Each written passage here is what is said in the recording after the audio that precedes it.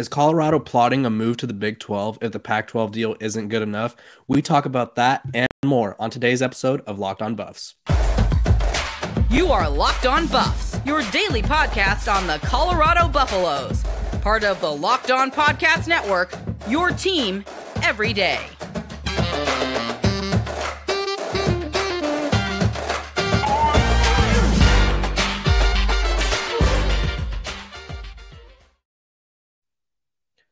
What is up, everybody? This is Locked On Buffs, your favorite Colorado Buffaloes podcast. We are here every day. As always, I'm your host, Kevin Borba, and joining me today is Locked On Big 12's Josh Neighbors. We have a very special episode today to get to. This episode is brought to you by FanDuel Sportsbook, the official sportsbook of Locked On. Make every moment more. Visit FanDuel.com/LockedOn today to get started.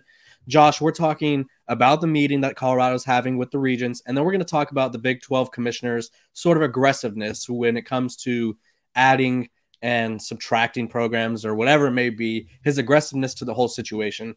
So without further ado, let me give you some context. It was reported yesterday, Monday, that Colorado's Board of Regents was meeting, going into an executive session as permitted by section 24-6/402, parentheses 3. Not sure if the 3 has anything to do with it, but parentheses 3, Colorado revised statuses. The board will discuss the following matter as announced and pursuant to the subsection as listed below, legal advice on a specific matter, updates on the Pac-12. That is the basis of the meeting. So in layman's terms, they're meeting to discuss the Pac-12 deal and the update they get on that, but they also may be meeting to discuss something else, Josh. And can you give me a little more insight on what you think the meeting could mean for Colorado? Well, if you're talking legally, right, I would assume you're exploring the implications of a move elsewhere. Now, this does not mean that they are leaving. I think this just signals that I think like a lot of other schools, they're doing their due diligence in this entire situation. But now is the time to have the conversation, because what's really interesting, Kevin, and also number one, thank you for having me on. No problem. What's really interesting is that a lot of people are talking about what George Kliavkoff will say or what he's not going to say. At this point this week, the Pac-12 tournament, he's not scheduled to speak and, not going to speak, it looks like. And I think that's the smart move, because if you don't have any, your parents used to say, if you don't have anything nice to say, don't say it at all. If you don't have anything nice to say, don't say it at all, because we're just going to drag you, right? I mean, they're just going to put themselves in a bad spot. So if you don't have something, you shouldn't say anything. And I think the one advantage that he has is that the desire, I think, for Colorado, for Utah, for Arizona, ASU, for Oregon, for Washington, obviously for Oregon State and Washington State, is they want to stay together, right? They all want to stay together. So he has that advantage that really these schools are going to give him every opportunity, I think, to make every overture he can to as many possible partners as possible. But at the same time, we heard Arizona, Jason Scheer said that Arizona's having a conversation, talking to the Big 12, they're going to meet. And, we know that's going there. And obviously ASU has had flirtations. Utah is involved. We had Colin Cowherd said that, there could be an offer on the table for Oregon and Washington to go to Fox, but that's actually what it is. Go to the Big 10, which i.e. is Fox. Go there for a lesser fee. Like, these conversations are happening now. So Colorado, being the smart institution that they are having the meetings and having the conversations. What those exact conversations are, I don't know, but you can correct me if I'm wrong here. I did see any kind of vote to change conferences would have to happen in a public setting. Now, that I assume will only happen if they know what they are doing for sure and everybody is on board, because you do not want to have an embarrassing situation in a public forum where some are for, some against, somebody gets blindsided, because that just kind of makes everything bad. So I think, if you want to say I'll see it to believe it, well, once you see them meeting in public to have a vote on a conference switch, I think you can believe it at that point. But it feels like we're not far off in terms of time, but we're far off from that in terms of where the negotiations are right now.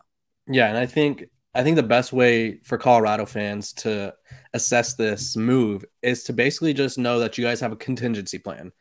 Either way, you guys are going to end up in a conference, and either way, you're going to get a good chunk of money. Whether it's going to be the amount of money that was promised at one point by the Pac-12 commissioner, I don't know. I feel like if that was the case, we wouldn't be having this discussion in early March if their Pac-12 deal was as ludicrous as it was proposed to be. It is interesting, though, because Tuesday in Vegas, the Pac-12, there was a meeting of sorts. I don't know if it was actually in Vegas. I think it was remote. But so, yeah, I think they said it was over Zoom. Right. Supposed to be in Vegas. Turned out to not be in Vegas. It was remote because obviously the Big 12 or the Pac-12 conference championship for basketball is happening right now. But the Pac-12 people, the powers that be, they were discussing something. They were supposed to get some intel on whatever their deal was, wherever they're at. We didn't get any like leaks or anything, so I'm assuming it wasn't anything crazy. The only thing that I saw on social media was someone from Washington State saying, I think he's the president or the AD, saying that all the programs want to stick together. Which when it comes from Washington State or Oregon State, no shade to them, but they are consistently the only two programs that get left out of every discussion.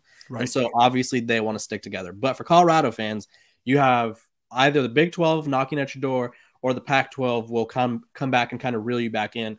But I think this meeting kind of just alludes to the fact that they're not going to be blindsided regardless. They're going to have a plan, and there's going to be a way where they get their money. Before we move on, this is the midway point of the NBA season. It's here and now, and it's the perfect time to download FanDuel, America's #1 sportsbook, because new customers get a no-sweat first bet up to $1,000. That's bonus bets back if your first bet doesn't win. Just download the FanDuel Sportsbook app. It's safe, secure, and super easy to use. Then you can bet on everything from money line to point scores and threes drained. I know I myself am looking at the Phoenix Suns against Oklahoma City Thunder. The Thunder without Shea again. And the Suns are only favored by 13.5, and they don't have anybody on the injured list. So I'm just saying they could reach that mark easily. Plus, FanDuel even lets you combine your bets for a chance at a bigger payout with a same-game parlay.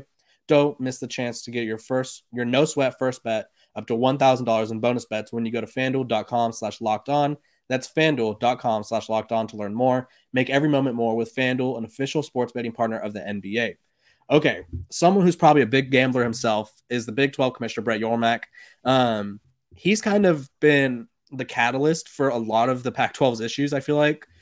He jumped them in line for the media rights deal, even though I don't think the Big 12's was up for 2 or 3 more years, I believe the number was, if that sounds correct. Yeah. Right. So he jumped the Pac-12 in line because the Pac-12's deal was up next year. So they were like, we have the advantage. This is our time. He is like, nobody's in the way. Brett came in, added 4 programs, jumped him in line. He's also kind of been, like I said, he's been flirting with bringing in 4 programs. Obviously, the Arizona schools, Colorado, Utah. He's got his 4-corner program that he's really been pushing. And so can you just speak to, if people aren't really keeping up with the Big 12 per se, how would you describe how serious he is about expanding the Big 12 to what would be 16 or 14 teams? Yeah, I mean, yeah, he's serious. He is truly a businessman. I mean, that he is a businessman. That is the angle that he came from. That's why he was picked. And so that might not always jive with what the athletic directors want to do, because they're supposed to look out for the best interests of the school. But he is a big picture thinker. He really is. And I think that is the best value he's brought to the league, is thinking about everything in terms of a greater picture. We're all, it's almost like we're all part of this modern college sports, really modern college football story. Now, he has a huge value on basketball, but this college sports story, and he sees the Big 12's path in it, or their story, I guess their part of the story, in a much different way than I think traditional college, conference directors do. He sees it as an asset, as an opportunity to grow, and he's trying to get into every single television window. And one thing they have now is they've added BYU, but they do need more inventory for later in the day. I mean, if you add Colorado, if you add Arizona, both Arizona schools, you add Utah, you're talking about a conference that can really play games, Kevin, at, let's just use, everybody goes by Eastern time in the television world. They can play games at noon Eastern and 11 a.m. if you really wanted to go that early. They can play at 3:30. They can play at 6. They can play at 7. They can play at 8. They can play at 9. They can play at 10. They can even play at, if you wanted to go 11 and do a 9 o'clock kickoff out in Arizona, whatever it is, you could do it all. And I think that is his goal. And obviously we've seen that, with the targeting of Gonzaga as well. But just like the kind of guy Brett Yormark is, think about the jobs that he had to do. Television deal. Not only did he get it done, but he actually undercut the Pac-12, like he talked about, in a way that might end up in them accomplishing another goal, which is getting more schools. Okay, everybody was upset about Texas and OU. He inherited that situation. There is Texas and Oklahoma, obviously. There is the SEC. There is ESPN, who is a Big 12 television partner. There is Fox, Big 12 television partner. There is the conference itself, and there's the individual teams of the conference who are not very, happy. A lot of mouths to feed. Knock that situation out of the way. Not only did he knock it out, though, they got some money, made the TV partners happy. Everybody's happy. And then he did it in a timely fashion where it now put more pressure on the Pac-12, because guess what? It's like the scenes in movies that you see where, the war movie, and like the gun on top of a tank starts turning slowly, to the characters. Like, that's what's happening right now, because he's able to get that thing done. The Pac-12's TV deal is not done. It's like, all right, we're not even worrying about Texas and OU anymore. That's done. That's signed, sealed, delivered. It's over. We know the timeline. And now he can focus directly on expansion, and really on Pac-12 expansion, right? On picking off Pac-12 teams.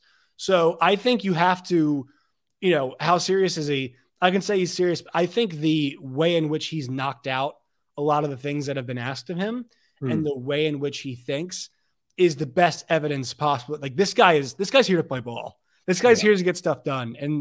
And I think Big 12 fans appreciate that. And I think from the prospective schools might appreciate that. And I think if you're a Pac-12 fan in general, you're probably horrified by that.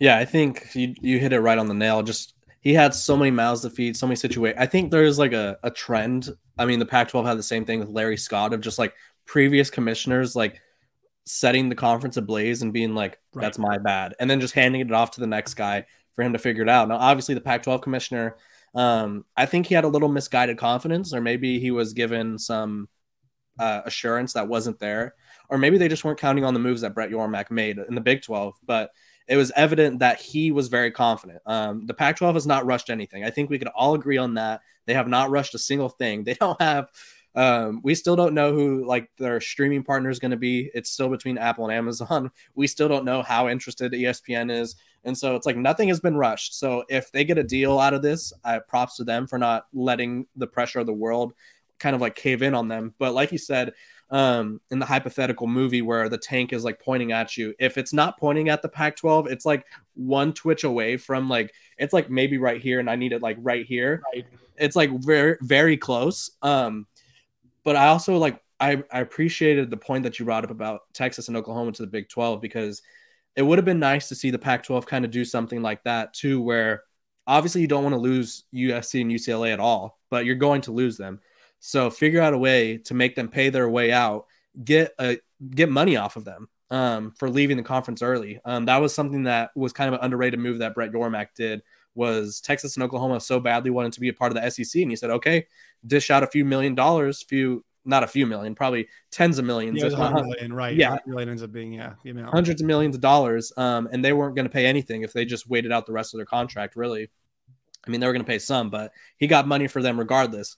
But yeah, I think his aggressiveness speaks to just he has a vision for this conference. I think we're all under the impression that college football is going to be heading to 2, maybe 3, if the Big 12 is actually able to pull this off. Power conferences is kind of where things are trending. And so can you kind of touch on like what Colorado would bring to the table in a second? I want to thank you guys for making Locked On Buffs your first listen every day. Make sure to check out our brand new podcast, Locked On College Basketball. Everything you need to know about college basketball, one place, plus hear from big name experts, insiders, coaches, and players. Locked On College Basketball, available on YouTube and wherever you get your podcasts. Can you touch on like what Colorado, like where they fit into this whole scheme of things? Because there's a meeting, there's aggressiveness to get them there, and Coach Prime, who make sure we address him as Coach Prime, please. He's brought a new attention to this program. Yeah, I will say I was never a fan of that when he chastised somebody for being like, you wouldn't call Nick Saban Nick. What's like, actually, yeah, the entire media, the press corps actually does call him Nick. So yeah, we call him Coach Prime on this pod. Coach Prime. There you go. Coach Prime. I think that Colorado, if they'd like to keep Coach Prime, needs to get in as stable of a situation as possible. Because if you're thinking about like, okay, he is there, I think, in some people's minds to prove himself that he can coach at a Power 5 level and recruit. I think the recruiting part actually is that's not a concern. He's going to recruit. Yeah. Coach. He's done okay for himself. And also it's like, I think the one challenge that the big coaches always seem to nail is like not always every big coach, but like the hiring of coordinators, right? I mean, Nick Saban has to do it all the time, but not even to that extent. Just like a normal Power 5 coach has to replace coordinators all the time. And I live in Arkansas now. I'm in a market now where we cover the Razorbacks. Sam Pittman, it's not like he is, the most successful coach in the world, but he's in a situation right now where he is replacing both offensive and defensive coordinators, right? Kendall Briles goes to TCU, and then Barry Odom ends up going to UNLV to take that job. So like that is the life of a Power 5 coach. That is how it works. He will be graded on that. Now, if he wants to have success at Colorado, like I think you want to get in the situation where things are good. Now, people are always going to watch his games. I think that is a big thing. At least right now they will. But stability for the long-term health of programs is really important. You want to know who you're playing, and more importantly, with the who, you want to know where you are playing, because that is a big thing about your and where, not just in terms of location, but also where on the television are you playing, right? Where can I watch your games? Because that visibility and that location is so important for your brand, which is also important for your recruiting, which recruiting is good for your team. And if your team wins, like it all feeds itself, right? Visibility equals recruits equals success equals money, success equals more success. All of it is just one big circle. Stability is a big thing though. Like Ole Miss, Florida State, I'm just listing programs in that part of the country. Mississippi State, right? That's a school that, it's in the South that could become open depending on how well Zach Arnett does in the SEC. These are places that they aren't worrying about what conference they're playing in. They're in the Southeastern Conference. We know that for sure. So there is, it's hard to keep coaches if you're Colorado. It's hard to, sell players if you're Coach Prime, all of those things, if there is a lack of stability. I think that's what Colorado is searching for. But once again, like they bring, obviously being close to Denver, it's huge. Basketball has been good at times. They've put a decent number of like players in the NBA. I'm not sure people realize this, right? Number one on 3 recruit after the on 3 rankings yesterday. Number one recruit in the country. Spencer Dinwiddie went to was that correct? Yeah. Colorado, and then Derek White, I think, did also. Right. Is that correct? Yeah, he was D2 guy, then transferred. Yep. So they put guys in the NBA. And I will say this though. You and I talked about it last week. Like that is going to have to get a little better. But I also just think no fan base wants to see their team get drilled a bunch. And I think it kind of almost forces you, being in the league this good, to put more money into basketball. I think we're going to see that happen for the schools not named Houston that are joining the Big 12 now. So I think, being in the Big 12 will help them out as much as them being in Denver, playing late, being near Denver, playing late night games and providing partners for BYU and Utah and Arizona State and Arizona. Cause I think if they come over, that'd be assumed that those other schools coming too, providing partners to play out there.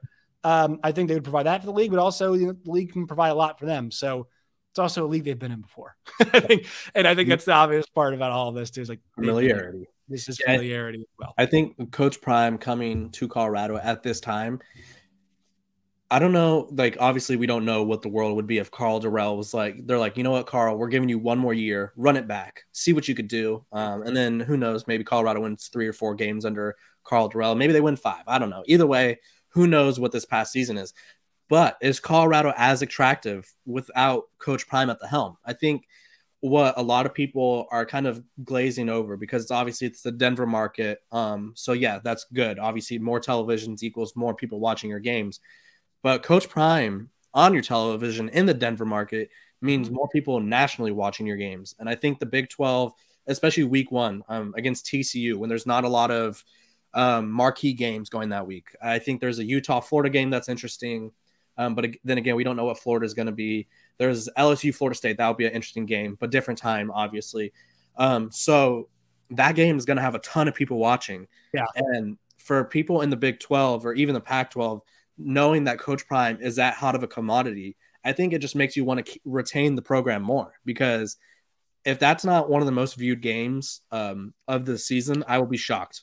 Yeah, I mean, a lot of people are going to watch that game. And also, too, like, you know, it's going to be Coach Prime's the A side, but I think the fact that TCU made a college football playoff, you know, they were one of the 2 final teams last year, like, people will be like, oh, Coach Prime's playing the national runner. Like, I know TCU, and that's national runner-up last year. Got drilled by Georgia, sure. But, like, that is – Brett Yormark's going to be, like, that's a future Big 12 matchup. That's what I want to see. And it's going to do a number. You're totally right. It's going to do a number. And it's not just because of Prime, but I mean, if you want to pick an opponent for week 1, they're not playing CSU. No offense, Colorado State.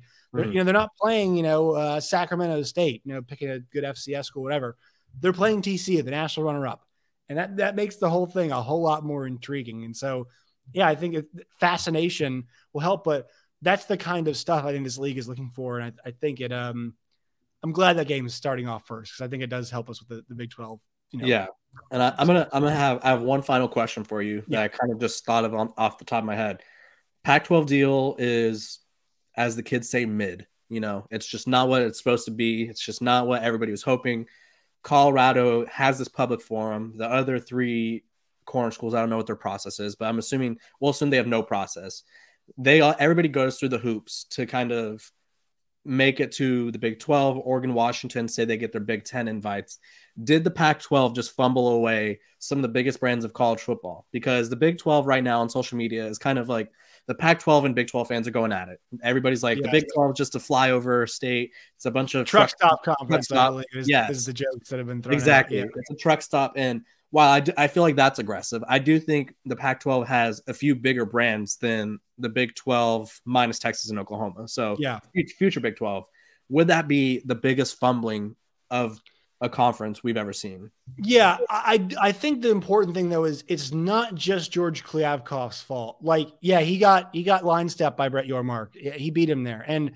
And some of his comments have not been the smartest in public. Yeah. Brett Yormark's been pretty open about how he's wanted to go after new teams, but it's never really been an aggressive comment. Like, I think the one comment that stood out to me, Brett, with George Kliavkoff was, we haven't decided if we're going shopping there yet. Yeah. That was like that was the real comment. The Pac-12 needed that comment, though. The Pac-12 needed that, because everybody was kind of like, you know, that meme where it's like, do something with the guy holding the stick. That was doing shit, though. It's the power of my language. Like, you're not doing anything. You're saying, and that's why he's gotten so much heat from Big 12 fans, because of that comment.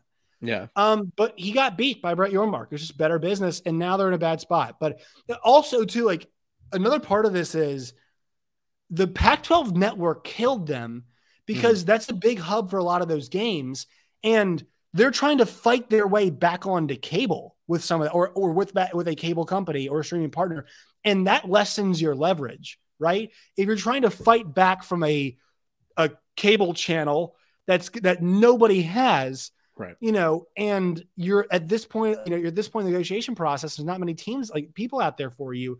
You're in a really difficult spot. So this is a hard thing to do, and you know, I think at some point, though, you have to ask yourself, like, any deal they get done is a stopgap. Any deal they get done is a stopgap deal, because the Big Ten money is going to keep getting bigger and bigger. And honestly, the Big Ten money is actually more than what the Oregon and Washington would make in the Big 12.